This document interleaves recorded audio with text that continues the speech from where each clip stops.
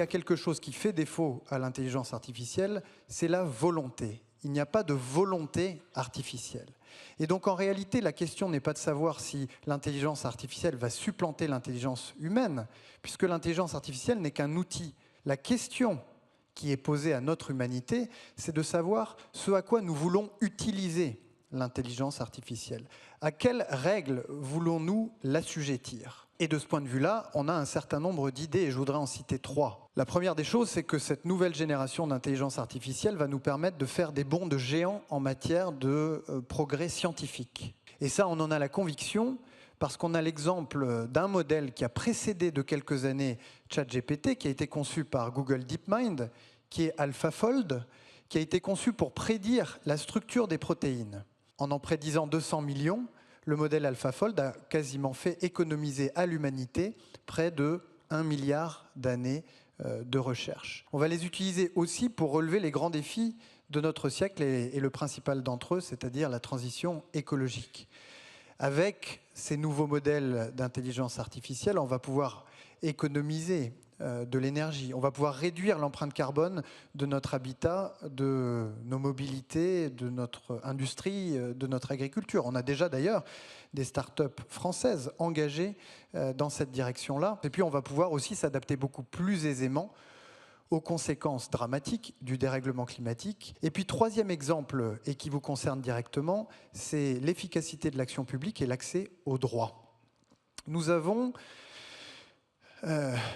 manqué une étape très importante ces dernières années de simplification qu'aurait pu permettre la numérisation des services publics et de l'accès au droit. Parmi les promesses de l'intelligence artificielle générative, il y a cet objectif de pouvoir rendre accessible aux citoyens, à nos concitoyens, leurs droits, en passant par l'instrument le plus simple qu'il soit, l'instrument qu'ils ont le premier appris à maîtriser, c'est-à-dire le langage. Et dans le service public, l'intelligence artificielle peut là aussi jouer un rôle très important pour désengorger les hôpitaux, décharger de leurs tâches administratives nos policiers et nos gendarmes, et puis bien sûr simplifier le fonctionnement de la justice. Alors ça, c'est tout ce que l'on souhaite faire à l'intelligence artificielle.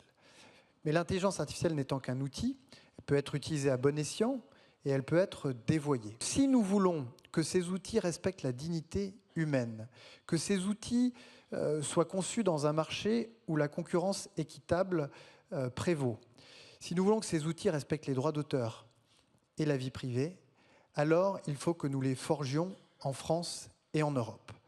Sans quoi nous régulerons en défensive et nous essayerons d'obtenir, comme nous l'avons fait depuis 15 ans, des concessions de la part de grands acteurs très puissants, situés bien loin des frontières de l'Union européenne. Et donc la priorité des priorités, celle du président de la République et du gouvernement, c'est de faire émerger dans les prochaines semaines et les prochains mois, en France et en Europe, des modèles d'intelligence artificielle qui seront les nôtres, qui sont forgés au feu de la langue et de la culture française, et qui auront été conçus, imaginés par des citoyens européens, tout simplement. Et ça sera notre meilleur garde-fou, ça sera notre meilleur rempart contre tous les dévoiements et les dérives possibles de l'intelligence artificielle. Ensuite, nous ferons, une fois que nous disposerons de ces outils, ce que nous savons faire parfaitement, c'est-à-dire que nous régulerons. Alors que l'Europe est la première démocratie du monde à avoir voulu se donner un cadre pour l'intelligence artificielle qui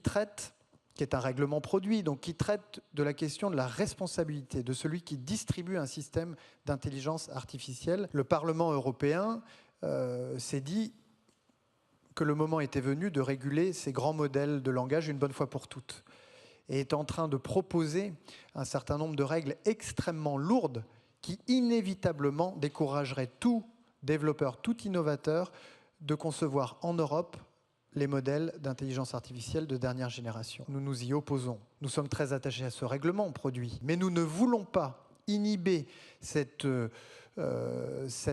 élan que nous constatons depuis 5 ans en France de développement de l'intelligence artificielle en assommant les innovateurs et les créateurs de normes nouvelles dès aujourd'hui. Et puis nous avons besoin de réfléchir à la manière dont nous régulerons intelligemment le moment venu.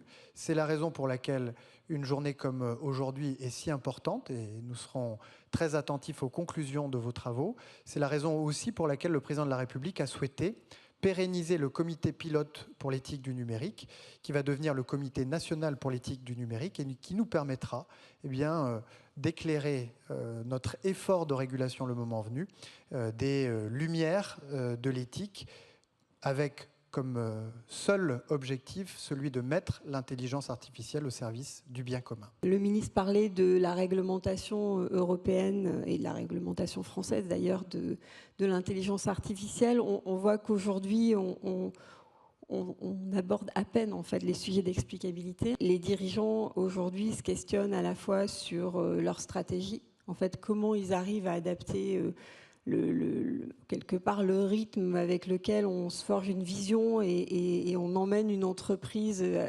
avec toute une stratégie, avec la rapidité de l'IA qui va tellement vite qu'en fait on se retrouve à construire sa vision en marchant. On fait beaucoup de choses mécaniquement, donc le fait de ne pas faire confiance à l'IA, ça permet de se re-questionner sur la façon dont on fait les choses. On a une obligation en fait d'exiger de la transparence, que ce soit à l'égard de, si on c'est pas nouveau, hein, si on a un dirigeant, que ce soit à l'égard de ses collaborateurs, de ses clients, de son écosystème, en fait, c'est important d'être capable d'expliquer sur quelle base on s'appuie. Il y a une accélération très importante et qu'on a du mal à, je dirais, en tout cas, qu'il faut conceptualiser et intégrer de façon différente, que ce soit chez OpenAI, où il y a des grosses discussions entre est-ce qu'on lâche tout de suite et on ne se pose pas de questions, on expérimente et on réglemente surtout pas trop, parce que sinon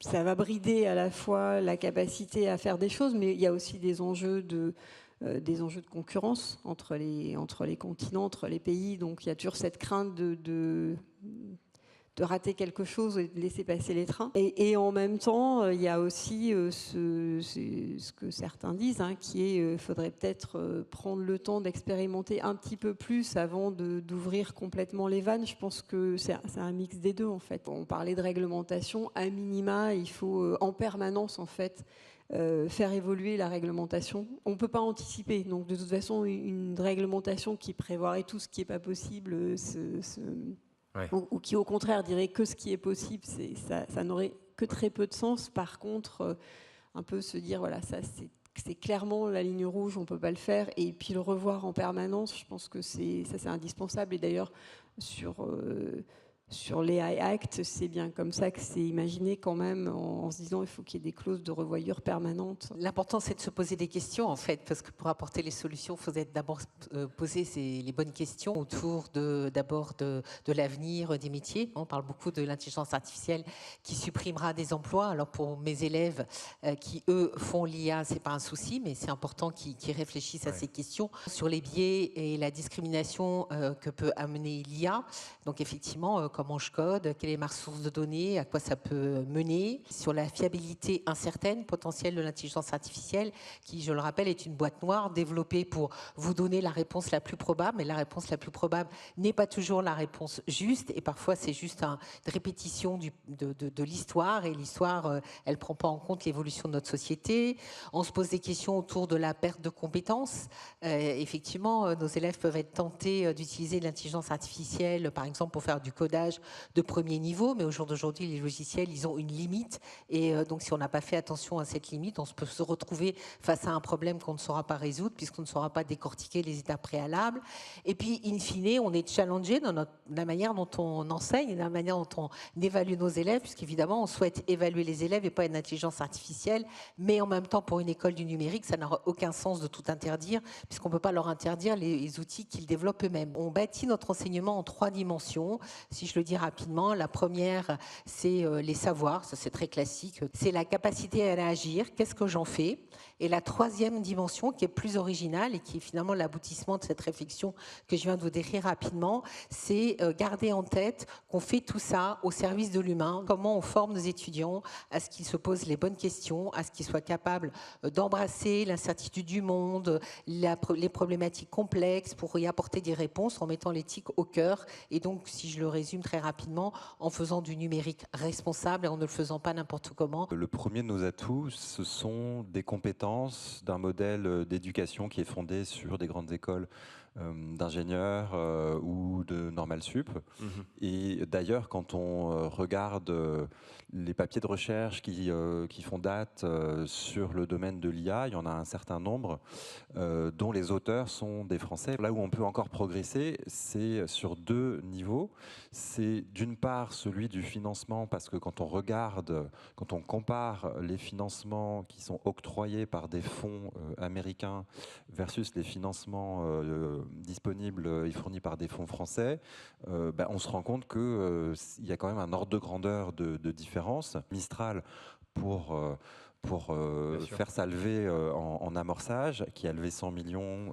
Beaucoup de fonds américains, effectivement. En fait, le fonds principal qui a mené le tour d'investissement, c'est Lightspeed Venture, qui est un fonds américain. Donc c'est très bien parce qu'on attire des financements étrangers, mais on est d'une certaine manière un peu suiveur et on n'a pas de fonds qui sont capables de mobiliser de telles sommes. Le deuxième sujet sur lequel on peut agir, c'est la demande. Accélérer la transformation numérique de nos grands acteurs industriels, de grandes entreprises françaises, de services, etc., par l'IA, et faire en sorte, en les accompagnant, de les aider à se poser les bonnes questions et à aussi laisser sa chance à notre écosystème français et les startups. C'est-à-dire prendre le risque d'acheter, enfin de faire confiance à une startup et si possible française. Au moins laisser sa chance. L'IA, c'est une arme duale, comme toutes les technologies.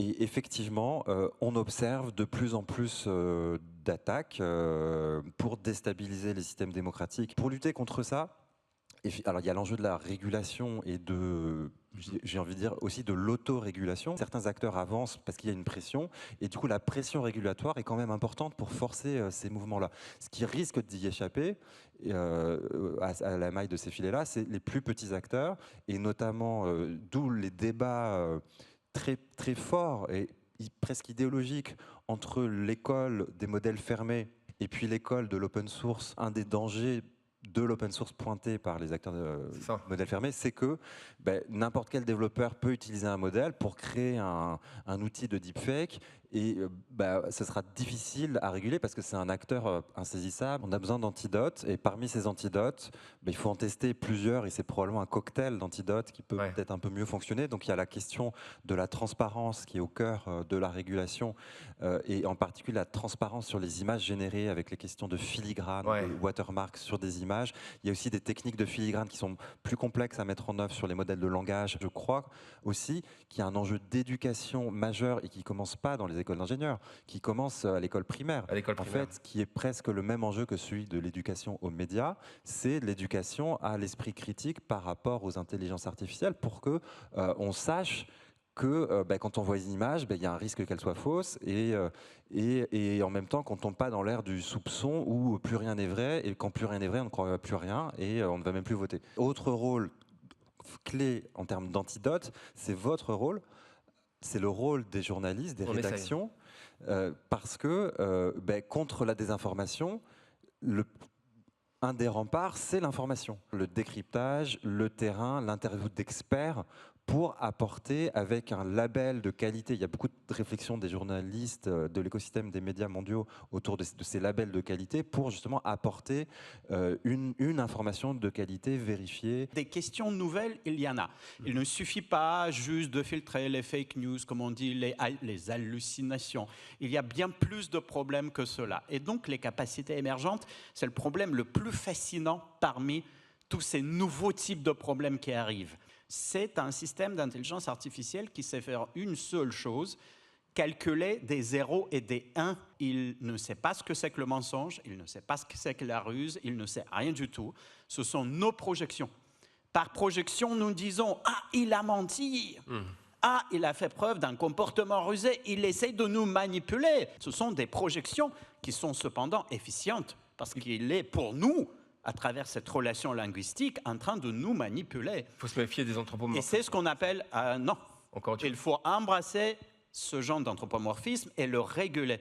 Il n'est pas possible d'effacer les anthropomorphismes du moment où il s'agit du langage. Ce qu'il faut faire, c'est de mettre devant ces modèles des êtres humains pour voir quel genre de capacité étranges, non humaines, émergent du calcul. Sans pouvoir complètement effacer ces projections, il faut les limiter, il faut mettre des contraintes. Et justement, avec Raja Chatila qui est dans la salle, nous sommes membres de ce comité national d'éthique du numérique que le ministre Barrot vient de mentionner. Le travail de ce comité d'éthique, ça n'est pas de dire il faut tout interdire, pas de chatbot qui parle comme les personnes décédées, interdiction. Non.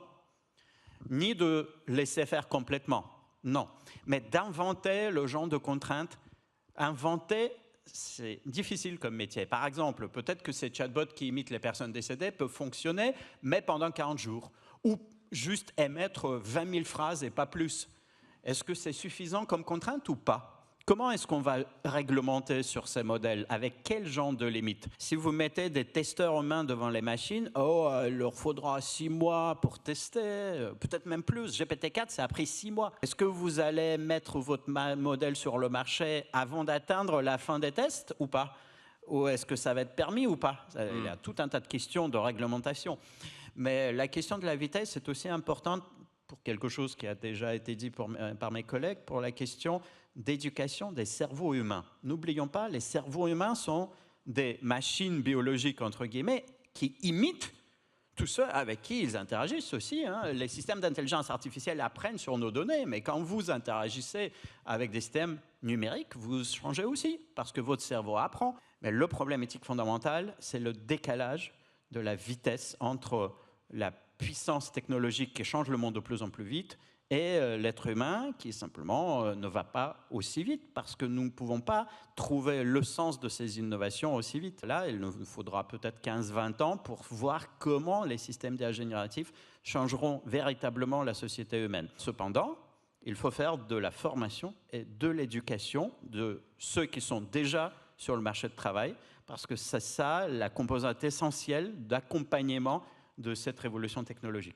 Ce que la plupart de nos membres en ce moment se disent, c'est OK, et du coup, qui je dois former en fait dans mon organisation? Parce que j'achète une licence pour tout le monde et puis voilà, on se forme tous et super vite pour pas voir les trains passer et puis passer à côté de choses importantes. Premièrement, alors de tout ce qu'on voit, je pense qu'il n'y a pas une seule réponse. Il n'y a pas non plus se dire oui, alors c'est plutôt telle fonction ou tel niveau dans l'organisation qu'il faut former, pas les autres. Essayez un peu partout, c'est-à-dire à tous les niveaux et prenez des gens qui ont envie, en fait, parce que ce sera des ambassadeurs et ils vont peut-être imaginer des choses auxquelles vous n'avez pas pensé. Ensuite, quand même, posez-vous des questions. C'est super l'IA générative, nous on adore ça. Mais on n'en a pas toujours besoin. Ça a un coût financier et qui va vraiment aller croissant. Ça utilise des ressources, donc ça a un coût environnemental. Il y a quand même des gros sujets de protection des données stratégiques auxquels il faut réfléchir. Donc surtout, ne regardez pas les trains passer, formez les gens, mais en même temps, voilà, n'oubliez pas qu'il y a tous ces enjeux de ressources, ces enjeux de données stratégiques et d'éducation, ça c'est évident. Ces solutions, c'est aussi une chance de se reposer tout un tas de questions sur l'inclusion. Notamment, on le voit, la différence entre les grandes entreprises, les plus petites, qui se sont un petit peu moins, enfin même beaucoup moins emparées du sujet. En plus, la France, c'est avant tout des PME et donc c'est important qu'elles puissent vraiment s'approprier ces sujets-là. Tous les indépendants aussi, c'est compliqué de se former. Donc, il y a des enjeux de rapidité. C'est un peu le maître mot. On en a parlé en permanence et de formation, c'est sûr. Un enjeu que je n'ai pas évoqué, c'est justement la rapidité avec laquelle les solutions se périment et la technologie avance. Donc, ça nous amène aussi à une très grande humilité, en fait. Quand on se pose la question de former les individus, oui, on peut les former et il faut les former. On peut envisager de la formation continue, mais il faut aussi les former à continuer à apprendre et avoir une grande humilité en se disant que nous, nos élèves, on est incapable de les former au métier de dans 10 ans, de dans 20 ans. C'est donner des clés, donner la capacité à apprendre, remettre à niveau et faire comprendre, armer l'ensemble des populations sur le fait que ça va évoluer très vite et qu'il va falloir suivre le rythme. Intelligence artificielle, oui, mais pas n'importe comment et l'utiliser à bon escient. C'est crucial pour chacun de se former. Et autant je pense que personne ici ne va être remplacé par une IA, autant je pense que ceux qui ne se forment pas à l'IA risquent d'être remplacés par quelqu'un qui s'est formé à l'IA et qui sera plus efficace. Formez-vous, ça c'est très important. Et du coup, formez-vous aussi en pratiquant et donc équipez-vous. Et par rapport aux questions de sécurité et de confidentialité qui sont très importantes et encore plus importantes dans le domaine juridique où vous manipuliez des données de clients extrêmement confidentielles et où vous n'avez pas forcément envie que ces données partent outre-Atlantique. Nous, on a ce même problématique en tant que cabinet de conseil parce qu'on manipule des données de clients qui sont très, très confidentielles et donc on s'est créé et on équipe aussi nos clients d'outils d'assistants IA génératifs pour avoir des chatbots 100% sécurisés. Ce nouveau savoir-faire qu'on appelle l'ingénierie de requête ou prompt engineering en anglais, il y a plusieurs astuces, plusieurs manières de parler avec ces systèmes. C'est une illusion, en fait, qu'ils parlent notre langue comme nous. Si, ils parlent notre langue, mais pas comme nous. Et il y a des astuces particulières. Donnez toujours un rôle à la machine, faites ce qu'on appelle chaîne de raisonnement, raisonne étape par étape, changez de rôle, etc., etc. Donc, se former, c'est aussi se former à maîtriser un peu mieux le non-humain de ces machines. Et ce qui est non humain, c'est que justement, il a des petites phrases qu'on n'ajoute pas quand on discute avec nos camarades humains. Hein. Mais pour les machines, ça donne des résultats magnifiques, bien meilleurs. Et donc pour vos collaborateurs et pour vous-même, apprenez à bien prompter. C'est déjà une première formation pour vous tous. I've been working on artificial intelligence and law since the early 80s when I wrote my PhD on the subject at Oxford. We live at a very strange time where our systems are becoming increasingly capable. We can see, or I can see at least, how this might radically improve the way in which, for example, we offer access to justice. But at the same time, these systems are already beyond our understanding. Most of the short-term predictions hugely overstate its impact. However, and more importantly, I believe most of the long-term predictions hugely understate its impact. In the longer term, and lawyers find this hard and are worried to grasp it, these systems will be used not for lawyers, but for clients. AI-empowered clients, AI-empowered citizens is the future of legal service. ChatGPT is the most remarkable single system in AI that I've seen in 40 years. The best way to understand this system is not so much in its current operation, but in its significance for the future. It gives us a sense of how powerful these systems are likely to become. So what does all this mean for jobs? Does this mean the end of lawyers, or does this mean a new type of lawyer? Well, in my book, Tomorrow's Lawyers, I identify 15 new jobs for lawyers, such as the knowledge engineer, the design thinker, the data scientist, the process analyst, the risk manager. Who are these people? These are the people who will be designing the systems that will be solving the problems of tomorrow's clients. These are the people who will be designing the systems that will replace our old ways of working. So this leads to the final question, and it's the vital question for everyone's career in law and for legal businesses. Do you compete with or do you build these systems? We now have an obligation in law to understand and deploy the technologies that will be of benefit to those we serve. So I think it's not just an opportunity, it's an obligation. The power of AI, as I mentioned earlier, is not automation and using robots to replace us. It's finding new ways to deliver the outcomes, the results that clients and the community want. That's why I've devoted a lot of the last few years to online courts. Do we really need physically to come together to resolve all our differences? Or might we use technology to allow us to deliver an entirely different dispute resolution service that gives people the outcomes and the results they want? But what the clients, what society, what individual consumers, what small businesses really want is not a problem resolved, but a problem avoided. The question, ladies and gentlemen, and it's a challenging one, is not what's the future of lawyers, it's how in the future will our societies, will our communities solve the problems to which lawyers are our current best answer. And my best answer to that question, at least to some extent, is artificial intelligence. Thank you very much.